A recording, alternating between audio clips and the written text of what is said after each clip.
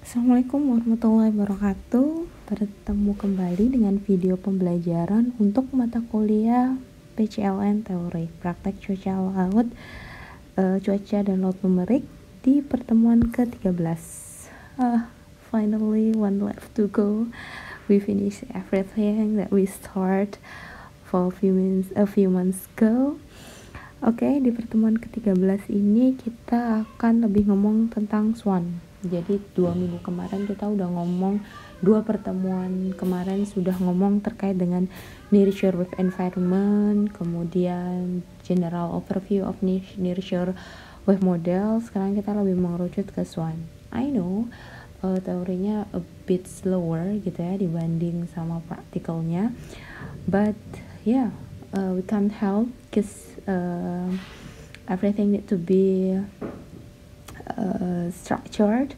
So ya sekarang baru bisa dijelaskan terkait dengan SWAN itu sendiri, meskipun di pertemuan sebelumnya kalian sudah running gitu ya. Jadi I'm pretty sure you already quite familiar with SWAN. Okay, for the theory ada 4 layout setidaknya, ada 4 outline yang akan kita bahas. Yang pertama overview Nearshore Wave Model gitu ya, SWAN itu apa sih kayak gitu. Kemudian principal points, ini menyangkut general overview, sing and so storm and something like that. I'm sorry if you listen some like disturbance sound, because I record it not in a usual time. And then we have unstructured mesh.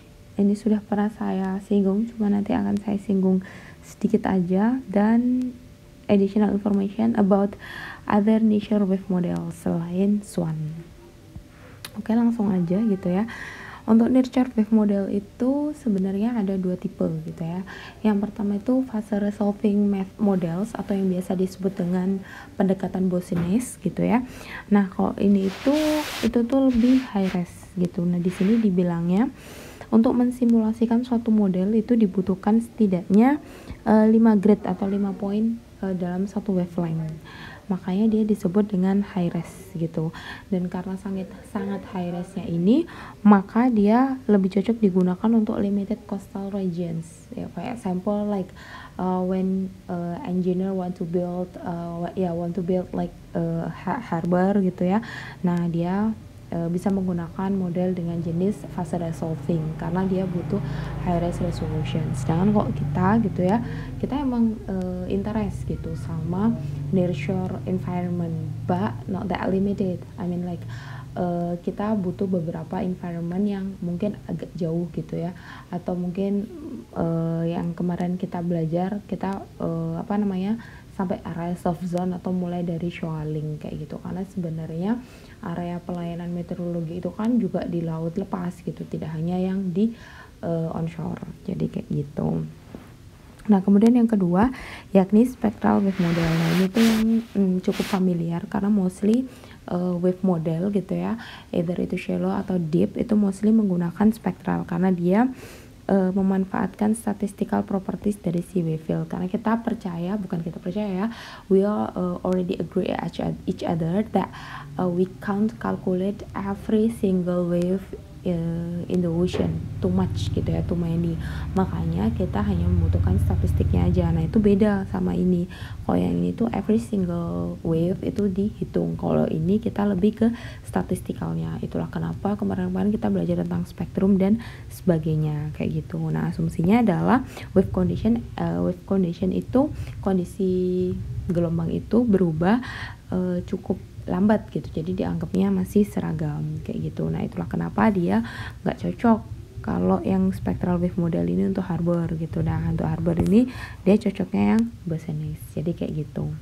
Nah, terkait dengan besarnya domain gitu ya, nah itu ada yang 1D atau 2D gitu ya, it's pretty predictable gitu ya. Kok 1D berarti kan one direction, either itu point gitu atau line kayak gitu. Nah, kalau 2D dia lebih ke region, jadi dia model domain X and Y kayak gitu.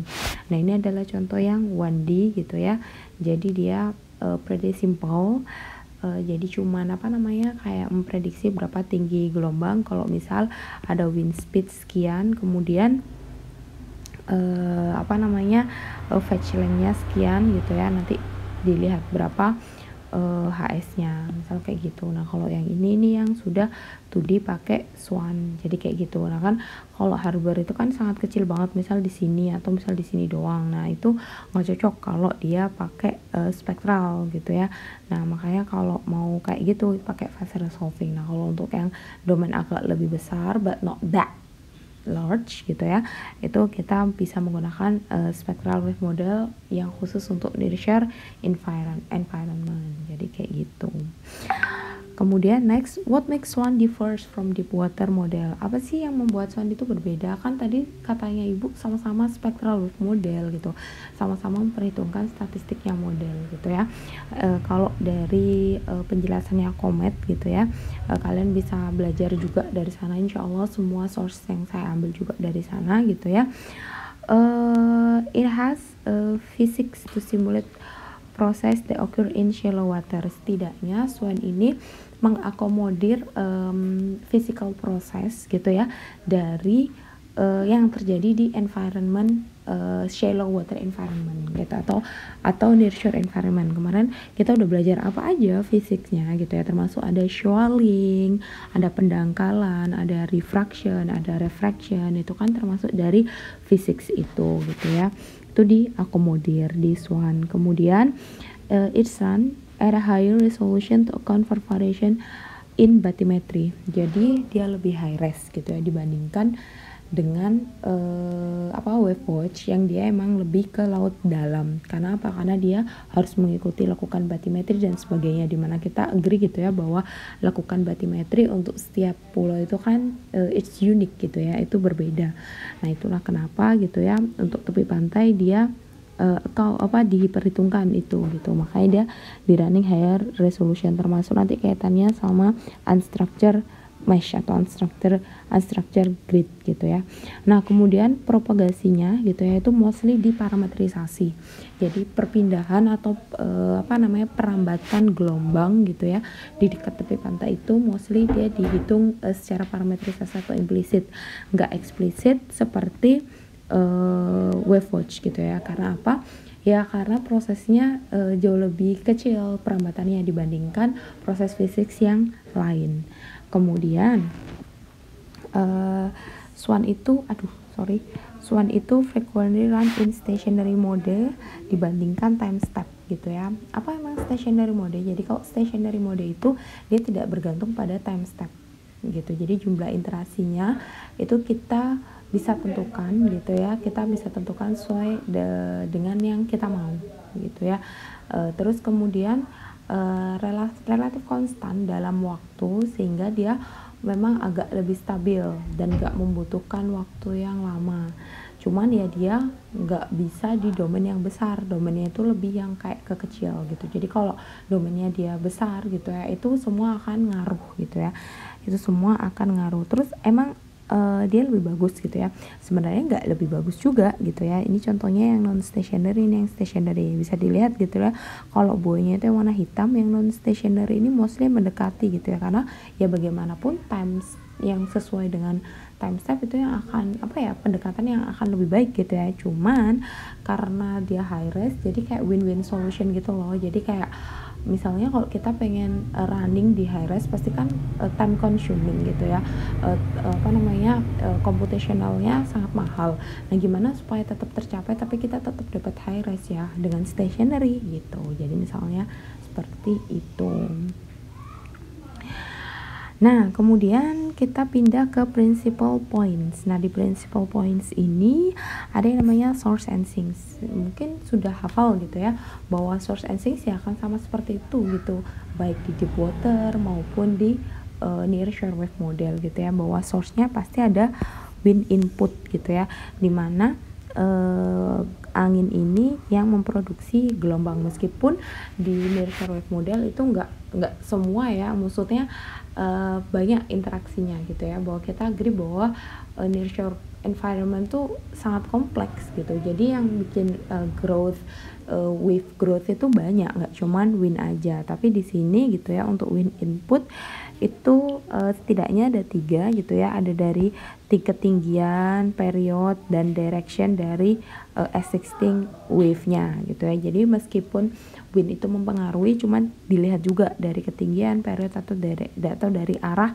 si wave-nya, karena kan sebenarnya wave-nya itu kan second wave ya, kayak alunnya gitu kan. Jadi udah ada wave, kemudian nanti kalau ada input tambahan dari wind gitu ya, kalau yang mencapai pantai, karena kan nggak mungkin ya kalau ya mungkin sih mencapai pantai itu itu adalah asli dari angin atau tempat gelombang pertama kali muncul gitu ya. Tapi kan tetap ada kayak wind lokal gitu ya, kayak angin darat, angin laut yang mempengaruhi secara localized kayak gitu. Nah itu pun dia bisa mempengaruhi tinggi gelombang itu bergantung dari ketinggian, period, dan arah dari existing atau wave yang sudah ada ketika wave-nya itu mendekati pantai. Kemudian adalah angle gitu ya. Jadi sudut antara wind direction gitu ya, angin yang berhembus sama wave yang sudah ada. Kemudian ini adalah rasio dari wind speed sama fase speed dari wave-nya. Jadi rasio dari kecepatan wind-nya sama fase speed-nya dari wave-nya gitu ya. Itu yang mempengaruhi si wind input ini bisa mempengaruhi ketinggian gelombang atau tidak di tepi pantai. Kemudian gitu ya, selain wind input ada yang namanya nonlinear interaction gitu ya. Nonlinear interaction yakni interaksi antar gelombang gitu ya, yang terjadi karena adanya exchange energi gitu ya. Jadi perubahan energi atau redistribusi energi, karena kita agree bahwa energi itu kan tidak dapat dimusnahkan atau tidak dapat dibuat gitu ya. Nah makanya dia pasti cuman berubah aja gitu ya, entah dia exchange atau dia redistributing gitu ya. Nah itu nanti berubah, mungkin frekuensinya yang berbeda atau mungkin wave periodnya yang berbeda. Nah nonlinear interaction ini yaitu adalah interaksi di mana setiap atau ya masing-masing gelombang itu mengredistribusi atau mengexchange energinya masing-masing. Kemudian disipasi atau pelemahan atau peluruhan karena wave capping gitu ya, karena gelombang pecah, karena ini wave stiffness. Meskipun wave capping juga bisa dipengaruhi sama angin gitu. Ketika angin nabrak gelombang itu kan juga pasti menghasilkan buih putih gitu ya. Nah itu juga bisa menghasilkan wave growth sebenarnya, cuman dia nggak yang prominent gitu ya, nggak indefinitely gitu. Jadinya dia pasti kebanyakan itu limit the wave height gitu ya. Jadi dia membatasi ketinggian atau pertumbuhan si gelombang. Kemudian jelas gitu ya, dissipation due to bottom friction, karena sudah merasakan sea floor gitu ya, sudah merasakan adanya dasar laut atau shoaling gitu ya. That's why bottom friction ini matter untuk mengurangi kecepatan dan tinggi gelombangnya. Kemudian dissipation karena depth induced wave breaking gitu ya. Jadi wave breaking atau wave pecah itu kan ya, ini masih kemarin juga sudah dijelaskan gitu ya, ketika gelombang gitu ya mendekati laut gitu. Nah di bagian atas kecepatannya masih sama, sedangkan yang di bawah itu kan sudah merasakan sea floor, jadinya dia sudah ada hambatan. Karena perbedaan itu nggak stabil, akhirnya dia breaking kayak gitu kan.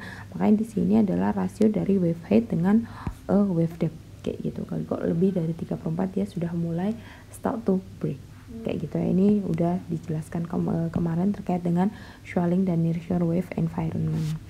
Nah kemudian di sini di additional source and sync term gitu ya. Jadi kalau kalian download Swan yang versi terbaru, versi berapa ya, udah puluhan banget ya pokoknya gitu ya, kalian bisa cek semua source-nya sudah saya kasih di video description. Jangan males untuk membaca, jangan males untuk nyari. Nah di sana itu sudah ada tambahan. Jadi kalau ada yang namanya wave damping gitu ya, jadi dia bisa dimasukkan dissipation due to vegetation. Misal contohnya di sini gitu ya, kan kalau di tepi pantai itu kan biasanya juga ada pantai yang dia itu kayak mangrove gitu ya. Jadi kayak pantai-pantai konservasi yang dia konservasi ya namanya, konservasi. Jadi dia nggak langsung ke daratan tapi beberapa meter atau berapa berapa puluh meter onshore gitu ya, dia itu ditumbuhin sama mangrove untuk mengurangi abrasi atau apapun gitu ya. Nah itu kalau ada pantai-pantai seperti itu sudah dimasukkan, jadi disipasi terkait dengan vegetasinya, jadi berapa ketinggian dari akarnya, berapa batangnya gitu ya, itu dihitung di modelnya. Kemudian juga bila ada misal sea ice gitu, karena kan sea ice atau iceberg itu kan biasanya dekat sama daratan gitu ya, jadi kalau mereka masih bongkahan es gitu ya, nah itu dia bisa dihitung tapi nggak semuanya, tetap ada limitasinya. Misal gitu ya, refleksi atau scattering yang dihasilkan oleh sea ice itu maksudnya gelombang yang dia diskatterkan atau direfleksikan oleh obstacle-nya itu misal es, itu nggak bisa dihitung kayak gitu. Nah kemudian flow size distributionnya itu juga nggak dihitung, jadi distribusi dari CS-nya itu juga nggak bisa dihitung, karena kan nggak saklek ya bahwa setiap tempat itu ice-nya akan seperti itu, distribusinya besarnya akan seperti itu ya, you know lah, ice kan cepat meleleh cepat ini gitu, jadi nggak bisa dihitung, jadi kayak gitu. Nah kemudian ini juga gitu ya, adanya pengaruh dari ambient current gitu, jadi ambient current kayak arus di sekitarnya itu juga dia dihitung pada wave-nya gitu ya. Meskipun gitu ya current itu nggak diproduksi langsung oleh si swan-nya gitu ya, tapi dia dapat dijadikan inputan untuk menghitung berapa sih ketinggian wave height di sekitar nearshore, karena kita agree gitu ya, kemarin sudah belajar gitu bahwa ada kok arus-arus yang dia akan selalu ada sepanjang tahun gitu ya. Misal kalau ada celah kayak gitu ya, berarti kan dia di sini selalu ada arus gitu ya. Jadi kalau di sini ada ini lautan, kemudian ini cerah kerak buminya gitu ya. Nah itu kan kok kerak bumi sih ya, apa sih structure buminya gitu ya. Nah itu kan berarti di sini akan selalu ada arus. Nah di sini kan dia bisa set up wave gitu kan ya. Jadi dia mempengaruhi gelombangnya. Nah itu dia bisa dimasukkan. Jadi misal seperti itu. Nah ini adalah penjelasan terkait ini gitu ya, bahwa diameter dari plant tree-nya itu juga harus diketahui, vegetation height-nya diketahui, water depth-nya diketahui gitu ya, supaya vegetation ini bisa dihitung. Karena kan kalau CS cuman yang di atas doang ya, tapi kalau vegetation itu kan sampai bawah gitu ya, sama-sama di sea floor, jadi dia harus diperhitungkan kalau memang mau dimasukkan dalam wave modelnya. Oke, tadi sudah sink and source, additional, dan sekarang wave propagation gitu ya, jadi perambatan. Nah, untuk wave propagation di swan itu, dia itu merambatkan wave energy dari satu grid ke grid yang lain ya, sama sih semuanya juga kayak gitu ya, di water juga seperti itu. Kemudian untuk simulasi, untuk mendapatkan simulasi yang akurat gitu ya, nah si swan ini harus memperhitungkan efek atau efek yang dihasilkan oleh bathymetry, obstacle, dan current gitu ya. Makanya kan beda sama wave watch. Kalau wave watch kan lebih ke ocean gitu ya, jadi misal di sini, jadi misal kalau dia ada yang daerah kosong gitu ya, itu nggak masalah karena memang dia targetnya adalah deep water. Sedangkan kalau swan karena targetnya nearshore, berarti kan yang kayak di sini itu kan harus diperhitungkan. Itulah kenapa gitu ya, bentuk dari bathymetry itu perlu banget. Kemudian obstacle kan paling banyak juga kalau dekat tepi pantai ya. Kalau kemarin kita belajar tentang arus gitu ya, bahwa ada man-made apa sih, kayak anjungan kayak gitu, itu kan obstacle ya gitu. Atau misal kalau kalian lihat ada pemecah karang gitu ya, yang dia will be there gitu over the time ya, itu kan jadi obstacle kayak gitu. Nah itu untuk accurate simulation, it has to be accounted on your model, jadi kayak gitu. Nah kemudian karena apa sih, karena small error in bathymetry itu bisa menimbulkan error yang lebih besar gitu ya di wave prediction gitu. Itulah kenapa perlu untuk merepresentasikan bathymetry dengan benar gitu ya.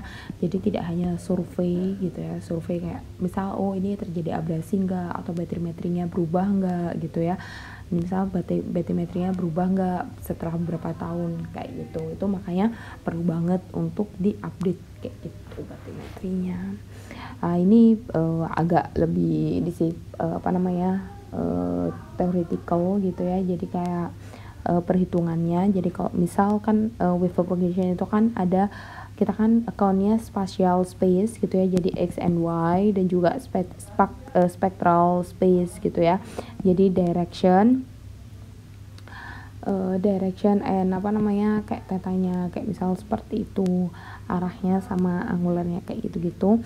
Ini kan Cartesian. Kalau ini kinematik, nah ini si propagationnya itu ya biasalah, ini Cx sama Cy, jadi berapa sih propagationnya dalam arah X dan dalam arah Y gitu. Kalau ini adalah propagation dalam arah spektralnya kayak gitu ya, bahwa untuk menghitung propagationnya itu beda-beda gitu cara rumusannya.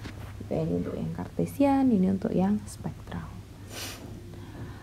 Nah kemudian terkait tadi sudah, sekarang kita lebih ke modeling obstacle. Tadi kan bathymetry, sekarang modeling obstacle kayak gitu ya. Nah untuk obstacle ini dia itu mempengaruhi medan gelombang gitu ya, medan gelombang dalam 3 cara gitu ya. Pertama, dia mengurangi wave height, mengurangi ketinggian gelombang, atau mengurangi perpindahan gitu ya, atau propagasi dari si gelombang. Karena apa? Karena ya ada obstacle itu gitu ya, berarti ada transmisi energi di sana kayak gitu. Nah karena obstacle ini juga bisa akhirnya direfleksikan, misal gitu ya, ini ada pemecah gelombang datang dar, nah ini ada kan dia terrefleksikan kayak gitu. Atau misal diffraction gitu ya, jadi dia karena misal di sini ada ini, di sini ada apa namanya, daratan gitu ya, ini ada gelombang datang, akhirnya dia terdifraksi, misal seperti itu. Atau ya apa namanya, bengkok gitu ya, karena dia bikin bend gitu loh, karena dia melewati sesuatu yang obstacle, jadi misal seperti itu. Nah cuman di sini dibilangnya gitu ya, bahwa Swan itu meskipun dia mengcover physical process gitu ya, near inertial environment gitu ya, it should be noted that Swan ini nggak bisa digunakan kalau obstacle-nya itu gitu ya, atau obstacle yang menutupi si coastline itu tuh covers a significant part of the downwave view gitu ya. Jadi kalau memang obstacle-nya itu luar biasa besar banget gitu ya, jadi dia hampir satu regionnya gitu ya, ya obstacle-nya nggak bisa masuk obstacle, dia harus jadi bathymetry, gampangannya seperti itu. Kemudian jarak antara obstacle sama coastline-nya ini terlalu kecil gitu, kayak misal ini pemecah karangnya gitu ya, kemudian ini coastline-nya, jaraknya itu misal cuman berapa ratus atau minta 1 meter atau 2 meter, pokoknya tergantung dari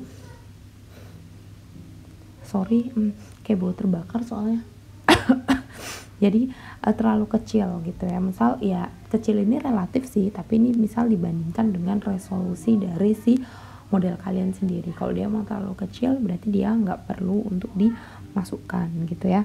Kemudian kalau reflectionnya itu cenderung koheren kayak gitu ya, atau sama semua, jadi dia bisa dianggap kayak seragam gitu ya, itu nggak usah dimasukkan kayak gitu.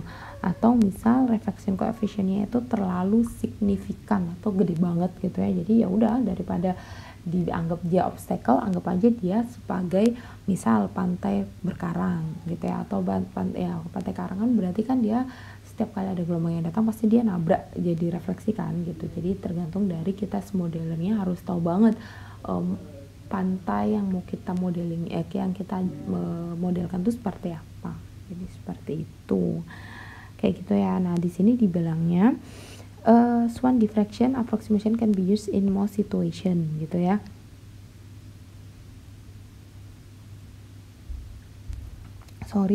Near absorbing coastline atau ocean gitu ya, jenis apapun tuh bisa dihitung obstacle-nya, tapi tidak di harbor atau reflecting breakwater near well defined cliff walls gitu. Jadi dia bisa digunakan di hampir semua nearshore wave environment kecuali Harbor, karena tadi sudah dibilang gitu ya bahwa kalau Harbor ya lebih baik yang faster solving kayak gitu, atau misal karena dia kan obstacle-nya terlalu besar ya. Kalau Harbor kan banyak sekali anjungannya, kapalnya itu too much gitu ya, jadi kalaupun kita mensimulasikan tuh agak susah sih untuk mendapatkan sesuatu yang akurat.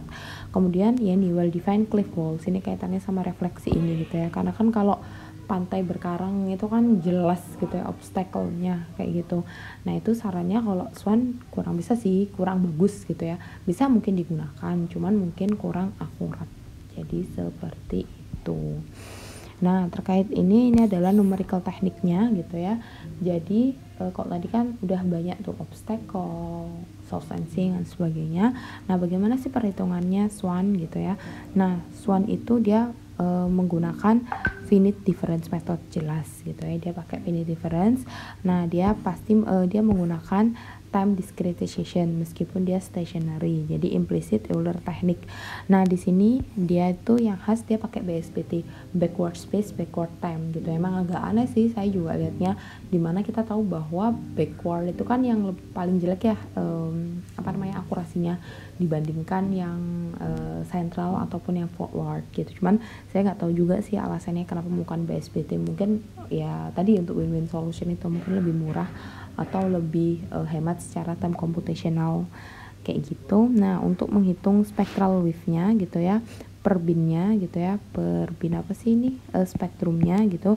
Nah dia itu menggunakan setting ini dinamakan dengan swipe gitu ya. Nah swipe pertama itu dari arah sini gitu ya, dari arah sini berarti yang dihitung adalah arah sininya kayak gitu. Nah swipe kedua itu dari arah sini berarti yang dihitung arah sini gitu. Jadi kayak apa sih, kayak arah dari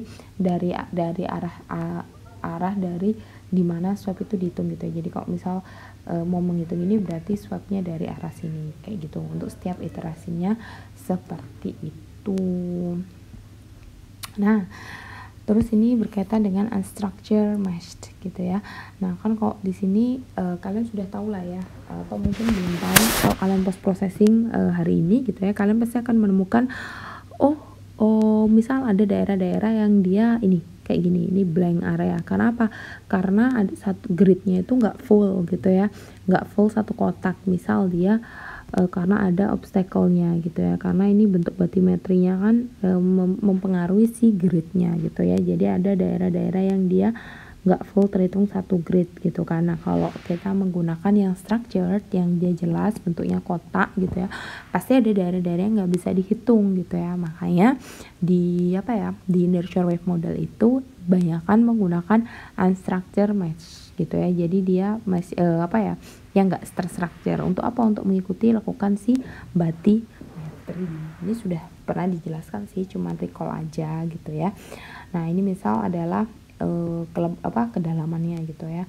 Jadi semakin dekat dengan pantainya gitu ya, dia makin meshnya makin rengkep gitu ya, makin high res. Jadi misal seperti itu. Nah bagaimana untuk mendapatkan unstructured mesh gitu ya di Swan implementation gitu. Nah yang pertama kita harus tahu bahwa unstructured itu berarti much better representation dari complex boundary gitu ya, dan pastinya dia bisa menyelesaikan banyak grid point gitu ya daripada yang reguler. Karena kok reguler kan dia sama semua ya, kalau itu kan dia benar-benar mengikuti. Makanya tadi semakin dekat semakin kecil-kecil banget kayak gitu kan, berarti karena memang dia account grid pointnya makin tinggi gitu ya resolusinya. Nah biasanya Swan itu bisa menggunakan triangular gitu, mostly sih triangular gitu ya. Nah itu kalian bisa membuatnya di sini di easy mesh, di easy mesh atau di triangle. Ini adalah nama-nama untuk membuat poligon gitu ya, buat atau membentuk grid mesh dari si Swan-nya gitu. Gimana cara implementasinya? Misal ini kita menggunakan triangle grid maker gitu ya, ini menggunakan triangle grid maker. Nah kita harus mendefinisikan dulu bentuk dari domainnya. Misal kita ini bentuknya adalah 5 meter kali 1 meter, berarti ini 1 meter, ininya 5 meter gitu ya. Ini 00, 50, 51, 05 kayak gitu-gitu. Nah setelah kita mendefinisikan ininya gitu ya, kita bikin boundary markernya. Habis itu kita save menjadi rectangle poly. Ini kan bentuknya udah kayak gini, kita save menjadi rectangle poly. Kemudian dengan menggunakan persamaan ini perintah ini di Triangle Grid Maker gitu ya, kita bisa membuat, kita misal typing triangle 30A ini sebanyak apa kayak gitu, 05i bentuknya rectangle gitu ya. Nah nanti akan keluar rectangle node sama rectangle L. Kalau dikeluarkan akan seperti ini bentuknya, jadi segitiga kayak gitu. Nah setelah kita dapat gitu ya rectangle node sama rectangle L nya udah dapat, kita masukkan di script one kita gitu. Kalian lihat kemarin di script one itu kan ada tulisannya Grid Unstructured Circle gitu ya, kalian masukkan Grid Unstructured Triangle. Nah ini judulnya adalah rectangle ini. Udah deh, nanti by default poligon kalian gitu ya, atau domain kalian yang sesuai dengan kalian pilih gitu, itu akan membentuk triangle. Jadi seperti itu. Ini adalah contoh dari Swan implementation kalau menggunakan si Triangle Grid Maker. Ini misal contohnya juga gitu ya. Saya nggak tahu apa sih penyakit fobia yang kalau nggak bisa lihat sesuatu yang kecil-kecil kayak gitu, yang merinding itu ya. Inilah, ini akan jadi hambatan bagi kalian yang merasakan punya fobia seperti itu gitu ya. Nah ini semakin dekat dengan ini, dia semakin rapat grid point-nya. Okay, last outline we will talk about another nearshore wave models gitu ya. Apakah nearshore wave model itu cuma Swan aja? Jelas tidak gitu. Kalau kalian mungkin pernah baca skripsinya senior kalian, ada yang pakai Mach 21, Delft 3D gitu ya. Ya, itu juga termasuk dari nearshore wave model, karena nearshore environment itu kan nggak hanya dimanfaatkan oleh orang meteo ya, jadi banyak banget gitu kan, karena terkait dengan sumber daya pengelolaan sumber daya tepi pantai gitu ya. Makanya dia banyak banget model yang dikembangkan untuk nearshore wave model ketimbang dengan deep water gitu ya. Tapi some belongs to engineering fields, kayak tadi bikin harbor gitu kan, ya itu mah bukan kerjaannya orang meteo gitu ya, pasti kerjaannya orang teknik sipil atau teknik apa gitu ya, saya kurang tahu gitu ya. Makanya di sini ya ini jelek banget. Ini ada yang namanya nearshore Navy Standard Surf Model kayak gitu. Jadi ini yang paling simple, jadi one day stationary model gitu ya. Dia itu hampir sama kayak Swan, tapi dia tidak memperhitungkan wave interaction gitu ya, thread interaction kayak gitu. Ini digunakan untuk Navy-nya si US Army, jadi kayak gitu. Kemudian ada yang namanya SMS ST Wave gitu ya. Jadi dia memasukkan wind dan current forcing. Jadi dia inputannya nggak hanya wind tapi juga current atau arus kayak gitu. Nah dia juga memperhitungkan deep water transformation gitu ya, khususnya untuk yang sudah mendekati pre-breaking depth kayak gitu, dan dia mostly to di spectral model. Nah ini kemudian yang Mach 21 ini lebih ke engineering sih, biasanya digunakan untuk deteksi oil spill ya, si oil spill itu ya minyak yang tumpah di laut gitu kan kayak gitu. Nah itu biasanya kalau Mach 21 ini bisa dua cara, bisa kita hitung pakai fase resolving atau pakai spektral, tergantung modelernya kayak gitu. Bisa juga untuk in-case dan forecast gitu ya, dia bisa untuk regional sampai local scale. Cuman nggak tahu ini berbayar atau enggak, setahu saya berbayar sih atau enggak gitu ya, saya kurang paham. Terus kemudian Delft 3D ini yang mungkin banyak digunakan sama senior kalian gitu ya, beberapa sih gitu ya. Nah kalau Delft 3D ini dia malah ke perairan yang emang perairan daratan sih, makanya di sini dibilangnya 3D wave computation for coastal river and estuarine area. Jadi dia nggak hanya coastal tapi juga aliran run off dari river gitu ya. Kalau mencapai ke ocean gitu, dia juga diperhitungkan termasuk daerah-daerah estuarine gitu ya. Terus kemudian dia juga bisa dimanfaatkan untuk sediment transportation, water quality, morphology development dan sebagainya. Jadi nggak pure yang untuk menghitung wave height gitu, meskipun kita tahu gitu kan kalau misal wave height itu kan juga dipengaruhi sama berapa sih limpasan air laut dan sebagainya kayak gitu-gitu kan. Kalau misal air pasang kemudian airnya hujan deras di hulu gitu ya, kemudian debit airnya lajunya kencang sampai ke hilir kayak gitu-gitu, nanti kan bikin wave setup dan sebagainya, itu kan kompleks gitu ya. Nah DFT itu ya mengakomodir itu gitu, jadi misalnya seperti itu, jadi nggak sesimpel swan yang hanya cuman lihat batimetri kemudian obstacle-nya gitu ya, tapi kalau DFT itu lebih ke kompleks gitu, karena dia juga memperhitungkan transportation, sedimentation dan sebagainya gitu. Oke, we come up to summaries gitu ya. Swan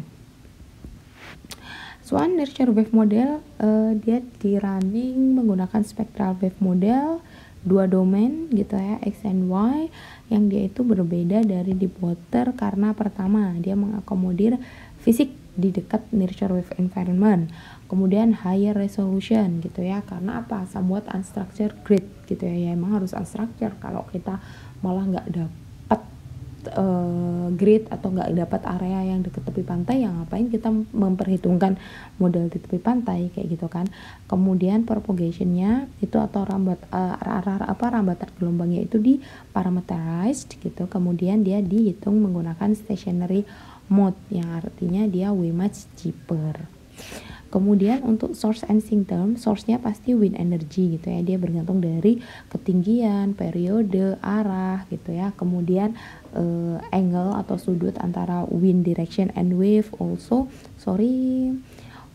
rasio dari wind speed dan fase speed. Nah untuk sinks-nya itu banyak banget gitu ya, ada non-linear interaction, wet capping, bottom friction, swelling, terus kemudian wave dumping due to ice, vegetation, and current dan sebagainya.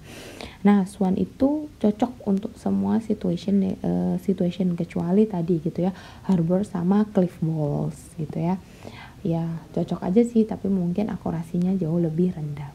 Nah kemudian untuk unstructured grid gitu ya, itu pasti much better representation untuk boundary-nya gitu, karena dia menyelesaikan atau memiliki grid point yang mengikuti batimetri, oleh karena dia high res gitu ya, lebih high res. Cuman ya itu tadi, karena untuk win-win solution tadi akhirnya mostly swan itu stationary. Kemudian untuk other nature wave models gitu ya, ada 1D stationary Navier model gitu ya, yang paling simple, jadi dia cuma 1D doang, jadi dia menghitung kayak berapa sih wave height-nya bila misal wind speed-nya itu sudah di define sekian, ininya sekian kayak gitu.